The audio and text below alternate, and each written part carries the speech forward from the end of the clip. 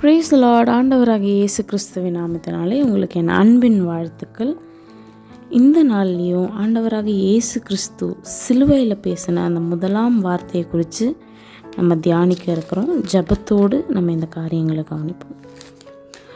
லூக்கா எழுதின சுவிசேஷம் 23ஆம் அதிகாரம் 34ஆம் வசனம். அப்பொழுது இயேசு, பிதாவே, இவர்களுக்கு மன்னியும், தாங்கள் செய்கிறது என்னதென்று அறியாதிருக்கிறார்களே என்றார். ஆமென். தன்னுடைய இரு கரங்கள்லேயும் இரு கால்கள்லேயும் ஆணிகள் கடாவப்பட்டவராய், தன்னுடைய தலையில் முற்கிரீடம் சூட்டப்பட்டவராய், ஒரு அலங்கோலமான ஒரு கோலத்தில் நம்ம ஏசாயால பார்க்குறோம். நாம் அவரை பார்க்கும் பொழுது அவரை விரும்பத்தக்க ரூபம் அவருக்கு இல்லாதிருந்தது.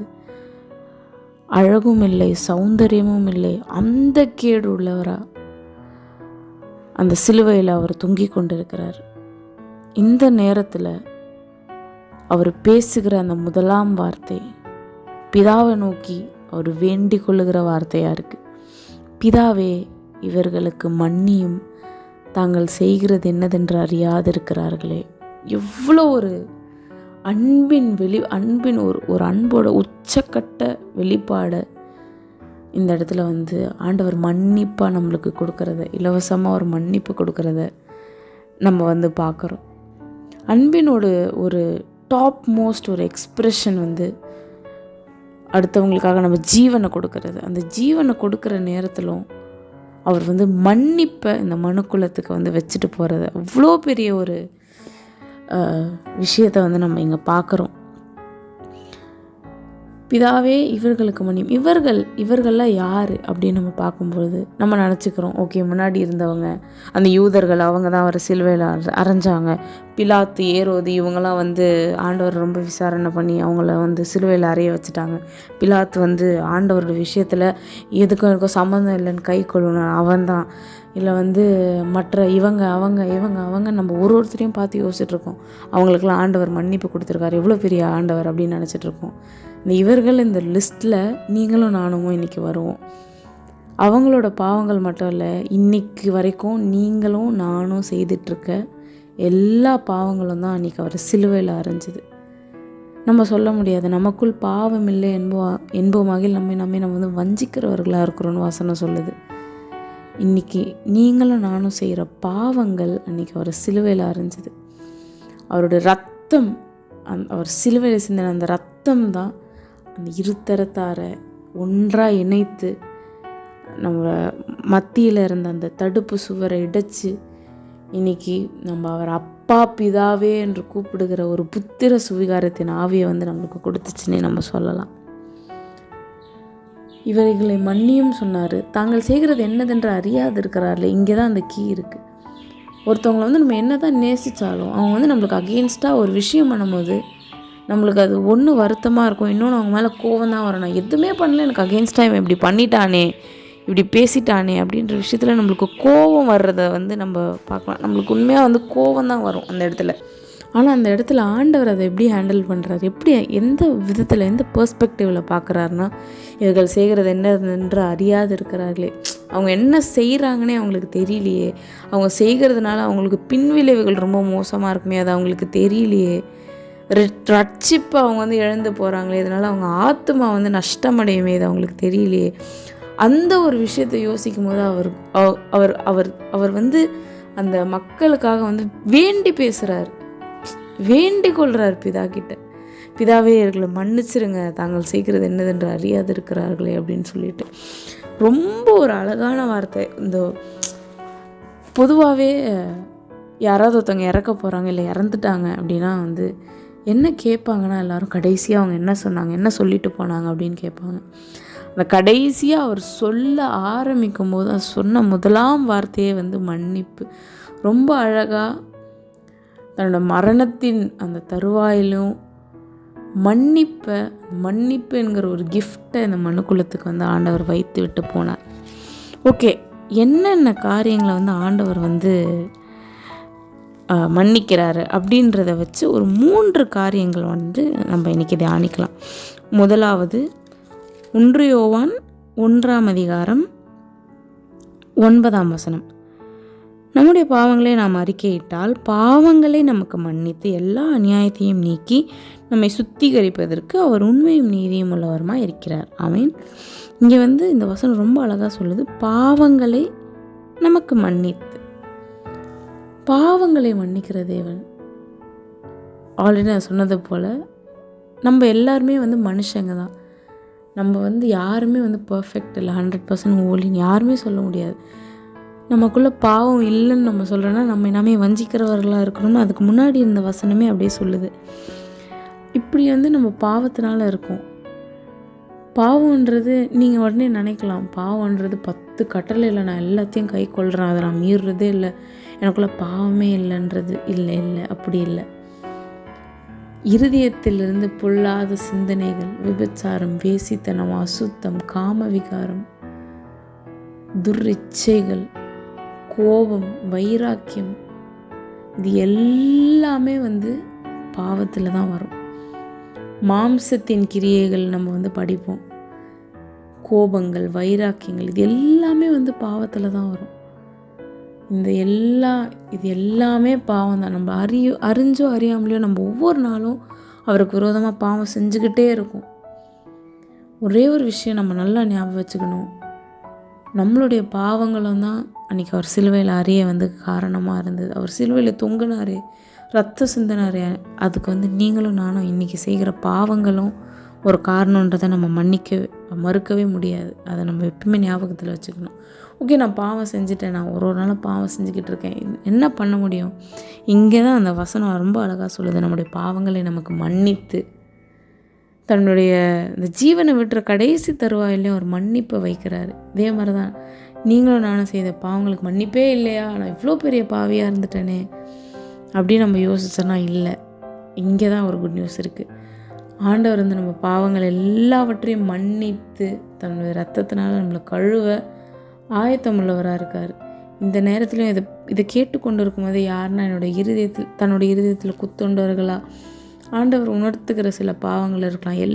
எல்லா பாவங்களையும் நம்ம அறிக்கையிட்டோன்னா அவைகளை மன்னித்து அவர் எல்லா அநியாயத்தையும் நீக்க அவர் உண்மை உள்ளவராக இருக்கார், நீதியும் உள்ளவராக இருக்கிறார்னு வசனம் சொல்லுது. ஓகே, பாவங்களை மன்னிக்கிறார். அடுத்தது என்னவற்றை மன்னிக்கிறார்னு பார்ப்போம். சங்கீதம் 103:3 அவர் உன் அக்கிரமங்களை எல்லாம் மன்னித்து. ஃபஸ்ட்டு நம்ம பார்த்தோம் பாவங்களை மன்னித்தார் அப்படிங்கிறது. செகண்ட் நம்ம பார்க்குறோம் அக்கிரமங்கள் எல்லாம் மன்னித்து. அக்கிரமம், அநியாயம், அக்கிரமம் பண்ணுறான் அப்படின்னு சொல்லி நம்ம கேட்டிருப்போம். ரொம்ப அக்கிரமம் பண்ணுறான். அந்த அக்கிரமங்கள் நம்ம தெரிஞ்சோ தெரியாமலோ செய்கிற எல்லா அக்கிரமங்கள் எல்லாத்தையுமே அவர் மன்னிக்க வல்லமுடையவராக இருக்கிறாரு அப்படிங்கிறது தான் இந்த வசனம் எங்க சொல்லுது. அவர் பாவங்களை மாத்திரம் மன்னிக்கிற தேவன் இல்லை, நம்முடைய அக்கிரமங்களையும் அவர் மன்னிக்கிற தேவனாக இருக்கார். மூன்றாவதா யாத்திராகமம் 34:7 1000 தலைமுறைகளுக்கு இரக்கத்தை காக்கிறவர், அக்கிரமத்தையும் மீறுதலையும் பாவத்தையும் மன்னிக்கிறவர். ஆமேன். 3 விஷயங்கள் இங்கே கொடுத்துருக்காங்க. அக்கிரமத்தையும் மீறுதலையும் பாவத்தையும். அக்கிரமம் நம்ம பார்த்துட்டோம், அக்கிரமத்தை மன்னிக்கிறவர். பாவத்தையும் நம்ம பார்த்துட்டோம், பாவத்தையும் மன்னிக்கிறவர். மீறுதல் என்னது? இது மீறுதல்னா என்னது அப்படின்னு நம்ம பார்க்கும்போது நம்ம பிரேக்கிங் த லா, அதுதான் மீறுதல். நமக்குன்னு எழுதி கொடுக்கப்பட்டிருக்கிற கட்டளை எது? வேதம். இந்த வேதம் என்கிற கட்டளை இதில் எழுதியிருக்க ஏதாவது ஒரு சின்ன இதை நம்ம மீறும் போதோ அது மீறுதல் ஆகிடுது. இங்கே ஆண்டவர் நம்ம வாழ்க்கையில் நம்மளை அறிஞ்சோ அறியாமலோ நம்ம பல மீறுதல்கள் செய்யலாம், பாவம் செய்யலாம், அக்கிரமம் செய்யலாம். இது எல்லாவற்றையும் அவர் நம்மளுக்கு மன்னித்து நம்முடைய தமது ரத்தத்தினால கழுவி நம்மளை பரிசுத்தப்படுத்த அவர் வல்லமையோடவராக இருக்கிறார். அப்படின்றது தான் இந்த நாளுக்கு ஒரு நற்செய்தி. ஓகே, ஆண்டவர் பாவத்தை மன்னிக்கிறாரு, அக்கிரமத்தை மன்னிக்கிறாரு, அதுக்கப்புறம் மீறுதல்கள்லாம் மன்னிக்கிறாரு. இப்படி நம்ம மன்னிப்பு நம்ம தகுதியே இல்லைனாலும் நம்மளை ஆண்டவர் மன்னித்து நம்மளை பரிசுத்தப்படுத்தி நம்மளை அணைத்து அவர் அரவணைக்கிறத நம்ம பார்க்குறோம். இப்படிப்பட்ட ஆண்டவர் அவர் மன்னிக்கிறாரு. வாட் இஸ் அவர் பார்ட் அப்படின்னு நம்ம பார்க்கும்போது ஆண்டவர் என்ன சொல்கிறாரு அப்படின்னு நம்ம பார்த்தோன்னா, கொலோசியர் 3:13 ஒருவரை ஒருவர் தாங்கி ஒருவர் பேரில் ஒருவருக்கு குறைபாடு உண்டானால் கிறிஸ்து உங்களுக்கு மன்னித்தது போல ஒருவருக்கொருவர் மன்னியுங்கள். நம்மளும் பாவிகள், அக்கிரமம் செஞ்சோம், மீறுதல் செஞ்சோம், அவருக்கு அநியாயமான காரியங்கள் செஞ்சோம். இந்த வசனம் ரொம்ப அழகாக சொல்லுது, கிறிஸ்து உங்களுக்கு மன்னித்தது. இன்றைக்கி அவர் மன்னித்ததுனால தான் நம்ம அவருடைய பிள்ளையாக இருக்கோம். நம்ம ரத்தத்தினால கழுவப்பட்டு நீதிமான்களாக மாற்றப்பட்டிருக்கோம். நம்மளுக்குள்ள இந்த ஒரு மன்னிக்கிற சுபாவம் இருக்குதா அப்படின்னு நம்ம ஒரு 2 நிமிஷம் அனலைஸ் பண்ணி பார்ப்போமா? கிறிஸ்து உங்களுக்கு மன்னித்தது போல் நீங்கள் ஒருவர் பேரில் ஒருவருக்கு குறைபாடு உண்டானால், எனக்கு அவன் அகேன்ஸ்டாக பண்ணிட்டான், செத்தாலும் அவன் மூஞ்சில் முழிக்க மாட்டான், மன்னிக்கவே மாட்டான், இப்படி நம்ம பேசுகிறோமா? இல்லை நம்ம கிறிஸ்துவின் மன்னிப்பை பெற்றுக்கொண்டோமே, தகுதியே இல்லாத நம்மளெல்லாம் அவர் தகுதிப்படுத்தி நம்மளை மன்னித்து தன்னுடைய பிள்ளையாக மாற்றினாரே, மன்னிப்பை நம்ம பெற்றுக்கொண்டோம், மன்னிப்பை நம்ம கொடுக்குறவங்களா இருக்கிறோமா அப்படின்றத இந்த நாளில் நம்ம கொஞ்சம் யோசித்து பார்த்துக்கலாம். ஒருவர் பேரில் ஒருவருக்கு குறைபாடு உண்டானால் கிறிஸ்து உங்களுக்கு மன்னித்தது போல் ஒருவருக்கு ஒருவர் மன்னியுங்கள்னு ஒரு அட்வைஸாக இங்கே பவுல் சொல்கிறத நம்ம பார்க்குறோம். அதே மாதிரி ஜீசஸ் கிரைஸ்டே தன்னோட வாயால் என்ன விஷயங்களை சொல்லியிருக்காருன்னா, மார்க் 11:25 நீங்கள் நின்று ஜெபம் பண்ணும்பொழுது ஒருவர் பேரில் உங்களுக்கு யாதொரு குறை உண்டாயிருக்குமானால் பரலோகத்தில் இருக்கிற உங்கள் பிதா உங்கள் தப்பிதங்களை உங்களுக்கு மன்னிக்கும்படி அந்த குறையை அவனுக்கு மன்னியுங்கள் அப்படின்னு ஜீசஸ் கிரைஸ்டே சொல்கிறத நம்ம பார்க்குறோம். தொடர்ந்து வாசித்தோம், நீங்கள் மன்னியாது இருப்பீர்களானால் பரலோகத்தில் இருக்க உங்கள் பிதாவும் உங்கள் தப்பிதங்களை மன்னியாது இருப்பார் என்றார். நீங்கள் ஒரு விஷயத்துக்காக நான் ரொம்ப நாள் ஜெபிச்சிட்ருக்கேன், அந்த விஷயம் நடக்கவே மாட்டுது அப்படின்னு நீங்கள் யோசிக்கலாம். இது கூட ஒரு கீ தான். எல்லாரையும் நம்ம மன்னிச்சிருக்கோமா? அதை மட்டும் யோசித்து பார்ப்போமா? இன்றைக்கி இந்த வருஷத்தில், இத்தனை வருஷத்துக்கு முன்னாடி இந்த மாதத்தில் அவன் எனக்கு இந்த விஷயத்த பண்ணிட்டான், நான் எப்படி மன்னிப்பேன் அப்படின்னு நம்ம சொல்லிவிட்டு நம்ம நான் கிறிஸ்துவனோட பிள்ளை, நான் நீதிமான்னு சொல்கிறதுல ஒரு பிரயோஜனமும் இல்லை. மன்னிக்கிற குணம் நம்மளுக்குள்ளே இருக்குதா அப்படின்றத நம்ம யோசித்து பார்க்கணும். அவன் தானே எனக்கு அகெயின்ஸ்டாக பாவம் பண்ணான், அவன் தானே எனக்கு அகெயின்ஸ்டாக தப்பு பண்ணான், அவன் மன்னிப்பு கேட்கட்டும், நான் ஏன் மன்னிக்கணும் அப்படின்னும் நம்ம இருக்க முடியாது. ஜீசஸ் கிரைஸ்ட் நம்மளுக்காக சொல்லி கொடுத்த ஜபங்கள்லே, அந்த பரமண்டல ஜபத்திலே இப்படி தான் இருக்குது. எங்கள் கடனாளிகளுக்கு நாங்கள் மன்னிக்கிறது போல் எங்கள் கடன்களை எங்களுக்கு மன்னியும் அப்படின்னு. எங்களுக்கு விரோதமாக குற்றம் செய்கிறவங்கள நாங்கள் மன்னிக்கிறோம், அது மாதிரி நீங்கள் மன்னிங்க அப்படின்னு சொல்லிட்டு நம்ம பிதாவை நோக்கி ஜெபம் பண்ணுற ஒரு மாதிரியை அவர் நம்மளுக்கு வைத்து போயிருக்கார். அப்போ இந்த மன்னிக்கிற குணம் நம்மளுக்குள்ளே இருக்கா? நம்ம ஆண்டவருடைய பிள்ளைகள்னு சொல்கிறோம். வருஷம் குட் ஃப்ரைடே புனித வெள்ளி வருது, வருஷம் ஈஸ்டர் வருது, வருஷம் எல்லா குட் ஃப்ரைடேலையும் நம்ம இந்த முதல் வார்த்தையை தியானிக்கிறோம், பிதாவியர்களை மன்னியும் மன்னியும் மன்னியும்னு. அந்த மன்னிக்கிற குணம் நம்மளுக்குள்ளே இருக்கா அப்படின்னு நம்ம யோசித்து நம்மளை ஆராய்ஞ்சு பார்ப்போமா? இன்னும் யாரெல்லாம் நம்ம மன்னிக்காமல் உட்காந்துட்ருக்கோம்? ஐயோ அவன் மூஞ்சிலெல்லாம் நான் முழிக்க மாட்டேன், அவன் இப்படிலாம் நான் மன்னிப்பு கேட்டால் தான் நான் பேசுவேன், இப்படியெல்லாம் நம்ம யோசிச்சுக்கிட்டு இருந்தோன்னா அந்த பிதாவின் மன்னிப்பு, ஜீசஸ் கிரைஸ்ட் சிலுவையில் நம்மளுக்காக கொடுத்த மன்னிப்புக்கு பிரயோஜனமே இல்லாத ஒரு விஷயமாயிடும். ஸோ ஆண்டவர் நம்மளுடைய பாவங்களை மன்னிச்சார், நம்மளுடைய அக்கிரமங்களை மன்னிச்சார், நம்மளுடைய மீறுதல்களை மன்னிச்சார். அவர் நம்மளை பார்த்து சொல்லுகிற ஒரு அட்வைஸ், ஒரு விஷயம் என்னென்னா, நான் உங்களை மன்னிச்சிட்டேன், நான் உங்களுக்காக பிதாவினிடத்தில் பரிந்து பேசி உங்களுக்கு நான் மன்னிப்பு வாங்கி கொடுத்துருக்கேன், நீங்கள் மன்னிக்கிறீங்களா அப்படின்ற ஒரு கேள்வியோட இந்த முதலாம் வார்த்தையை நம்ம முடிக்கலாம். கண்ணை மூடி ப்ரேயர் பண்ணுவோமா? யாரன்னா நம்ம மன்னிக்காமல் இருக்கோமா? இன்றைக்கி ஒரு சின்ன அனலைஸ் பண்ணி, ஏசப்பா நான் இவங்களை மன்னிக்க எனக்கு உதவி. பல விஷயங்கள் இருந்திருக்கலாம். ஒருவேளை நீங்கள் மன்னிச்சிட்டேன், நான் உன்னை மன்னிச்சிட்டேன் போய்டு அப்படி கூட சொல்லியிருக்கலாம். பட் அந்த கசப்பு நம்மளுக்குள்ளே இருக்கலாம். கஷ்டமான விஷயம், ரொம்ப ஈஸி கிடையாது மன்னிக்கிற ஒரு விஷயம். அது ஆண்டவருக்குள்ளே, இயேசு கிறிஸ்துவுக்குள்ளே வெளிப்பட்ட ஒரு கனி. நம்மளுக்குள்ளே அது வெளிப்படணும்னா நம்மளை ஆவியானவர்கிட்ட நம்ம விட்டு கொடுப்போம், ஜெபிக்கலாம். அன்புலே ஏசப்பா, இந்த நாளில் நீங்கள் எங்களோடு பேசின ஒவ்வொரு வார்த்தைகளுக்காக உங்களுக்கு நன்றி செலுத்துக்கிறோம் அப்பா. அன்றைக்கு நீங்கள் எங்களுக்கு கொடுத்த மன்னிப்பு, குமாரனாகிய நீங்கள் பிதாவினிடத்தில் பரிந்து பேசி எங்களுக்கு வாங்கி கொடுத்த ஒரு பெரிய கிஃப்ட் இந்த மன்னிப்புப்பா. நாங்கள் பாவிகள், காணியாட்சிக்கு புறம்பானவர்கள், உங்கள் ரத்தத்தினால எங்களை கழுவி நீங்கள் மீட்டெடுத்து அந்த மன்னிப்பை எங்களுக்கு இலவசமாக கொடுத்ததுனால இன்றைக்கி நாங்கள் உங்களை அப்பா பிதாவே என்று கூப்பிடுகிற அந்த புத்திர சுவிகாரத்தின் ஆவி எங்களுக்குள்ளே இருக்குது. நாங்கள் வேண்டிக் கொள்கிறது எல்லாவற்றையும் நீங்கள் எங்களுக்கு தரீங்க. நீங்கள் மன்னித்தது போல் அந்த மன்னிக்கிற குணம் எங்களுக்கும் வேணும்ப்பா. கஷ்டமான விஷயம், எங்களுக்குள்ளே அந்த கசப்பான வேர் எலும்பி இருக்கலாம், அந்த மன்னிக்கிற சுபாவம் எங்களுக்குள்ளே இல்லாமல் இருக்கலாம். தேவ அன்பு எங்கள் இருதயங்களுக்குள்ளே ஊற்றப்படட்டும் அப்பா. அந்த மன்னிக்கிற சுபாவம் எங்களுக்குள்ளே காணப்படட்டும்.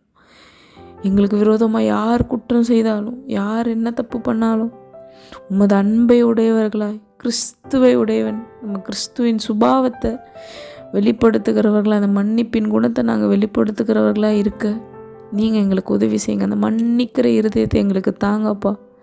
இந்த நாளோட எல்லா கசப்புகளும் மாறட்டும். மன்னிக்கிற இதயத்தை எங்களுக்கு தாங்கப்பா. எல்லாரையும் நாங்கள் ஒருவருக்கொருவர் மன்னிக்க, யாதொரு குற்றம் உண்டாயிருந்தால், ஒரு பேரில் எங்களுக்கு குற்றம் இருந்தால், எங்களுக்கு மனஸ்தாபங்கள் இருந்தால் நாங்கள் மன்னிக்க எங்களுக்கு நீங்கள் உதவி செய்யும்படியாக ஜெபிக்கிறோம். ஆவியானவர் பொறுப்பெடுத்துக் கொள்ளுங்க, ஆசீர்வதிங்க. கேட்ட ஒவ்வொரு வார்த்தைகளையும் நீங்கள் எங்களோட வாழ்க்கையில் பிரயோஜனமாக மாற்றி தாங்க. மன்னிக்கிற சுபாவத்தை எங்களுக்கு தாங்க. மீதியான வேலையை பொறுப்படுத்திக் கொள்ளுங்க. இயேசுவின் மூலம் கேட்குறேன், நீங்கள் ஜீவனுள்ள நல்ல பிதாவே. ஆமேன், ஆமேன். God bless you.